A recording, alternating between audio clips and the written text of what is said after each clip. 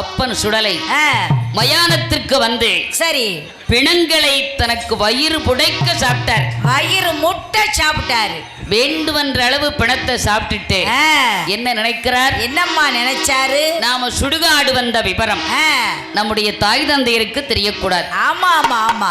இடுகாடு வந்த விவரம் நம்முடைய பெற்றோருக்கு தெரியக்கூடாது. தெரியவே கூடாது என்று எண்ணம் கொண்ட அப்பன் என்னதாயி மயானத்துல வந்து பிணங்களை சாப்பிட்டுட்டு புகையோடு புகையாக பொய் குதித்தார் கைலாசம். மறுபடியும் பெரிய ரூபமா எடுத்தாரு. கைலாசத்துல வந்து சங்கன்னு குதிச்சாரு.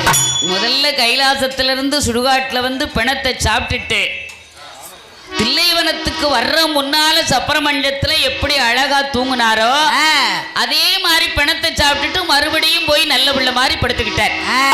தவறே செய்யாத பிள்ளை மாறி ஆமா முன்படுத்த பிள்ளை ஒன்று மறுபடியும் சப்பரமண்டத்துல படுத்துக்கிட்டார்.